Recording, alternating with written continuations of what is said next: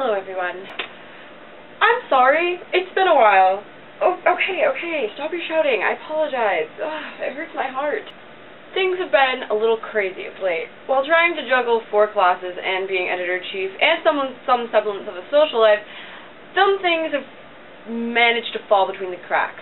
But I am going to remedy this, and it's going to be fine. And I'll have my sanity, and everything will be okay. So, this next clip that's about to roll is in honor of Banned Books Week and in celebration of books that are banned and that they shouldn't be and that they're great.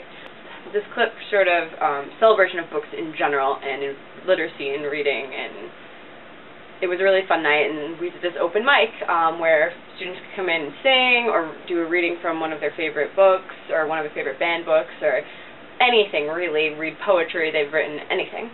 And so I did, and I hope you like it. So thanks for sticking with me, guys. I'm sorry it's been so long. I'm coming back. It's going to be fine. Don't know who I'm trying to convince, you or me. I love you all. Thanks. Bye. Term nerd fighter. Woo!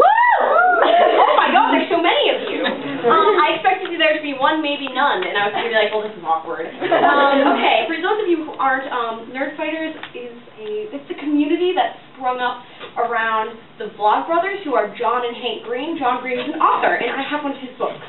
The book is Looking for Alaska. There's a story that goes along with this whole Banned Books Week thing. So, Depew, which is a school near Buffalo, New York, there were some teachers who wanted to teach this book to their high school students because it's a quite good book and it deserves to be taught. They asked parents, because it is a young adult novel.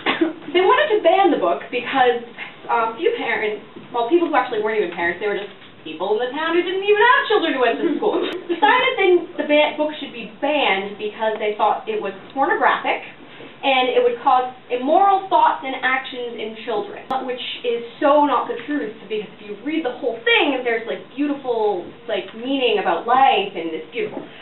But John Green and his followers, the nerd fighters who followed him, they kind of rose up and wrote all these letters protesting about how it shouldn't be banned, and it didn't get banned, so hooray for books! Okay. So I'm going to read a very short selection, and it's a little sexy, so bear with me. I know. But not in a sexy way, in a kind of awkward way. But we'll be fine. Alright, here we go. 2 days later, Monday, the first real day of vacation, I spent the morning working on my religion final and went to Alaska's room in the afternoon. She was reading in bed. Auden, she announced. What were his last words?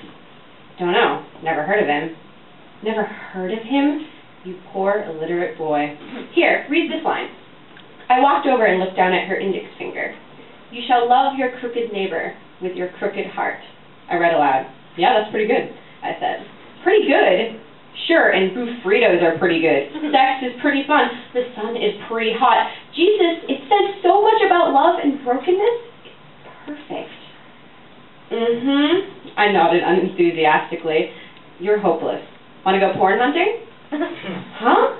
We can't love our neighbors till we know how crooked they are. Don't you like porn? She asked, smiling. I answered. The truth was that I hadn't seen much porn, but the idea of looking at porn with Alaska had a certain appeal.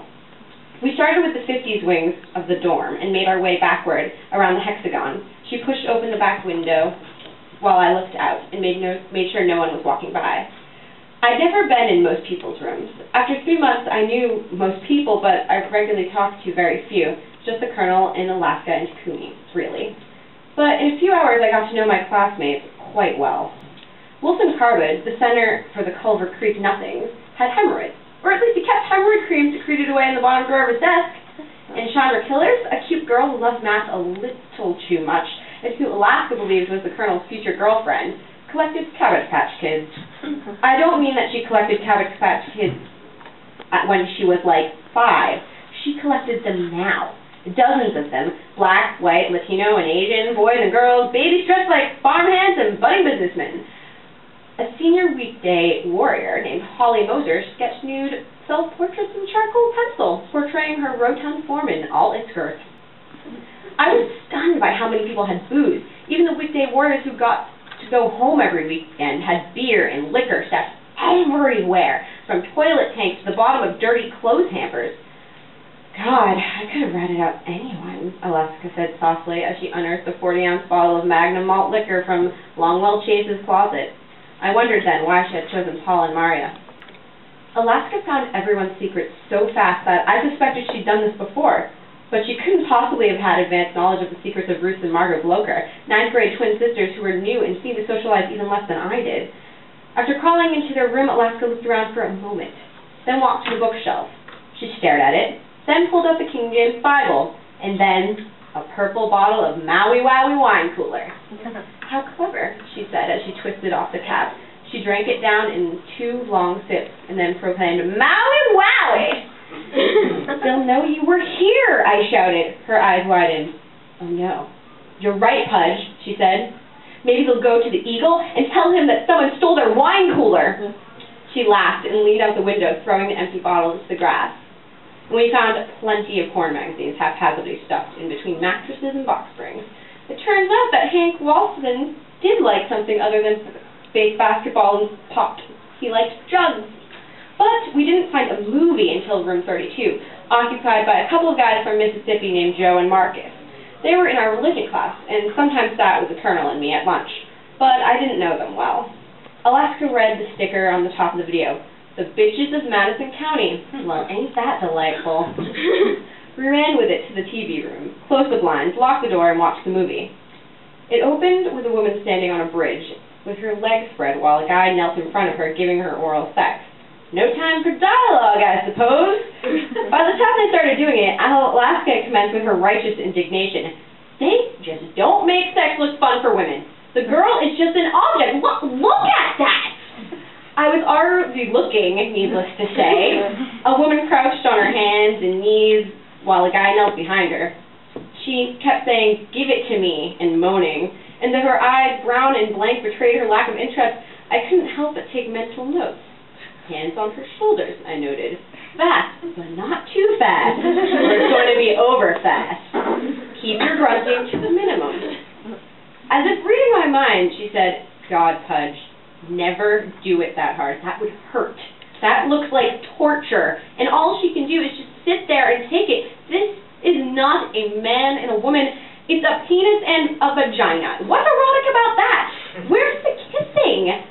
Given their position, I don't think they can kiss right now. That's my point. Just by virtue of how they're doing it, it's objectification. You can't even see her face. This is what can happen to women, Pudge. Woman is someone's daughter. This is what you make us do for money. Well, not me, I said defensively. I mean, not technically. I don't, produce porn movies.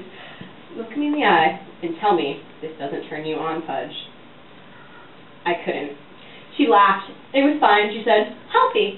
And then she got up, stopped the tape, lay down on her stomach across the couch, and mumbled something. "What did you say?" I asked, walking to her, putting my hand on the small of her back. "Shh," she said. "I'm sleeping." Just like that. From 100 miles an hour to sleep in a nanosecond. I wanted so badly to lie down next to her on the couch, to wrap my arms around her and sleep. Not fuck, like in those movies. Not even have sex. Just sleep together, in the most innocent sense of the phrase. But I lacked the courage, and she had a boyfriend, and I was gawky, and she was gorgeous, and I was hopelessly boring, and she was endlessly fascinating. So I walked back to my room and collapsed on the bottom bunk, thinking that if people were rain, I was drizzle, and she was a hurricane.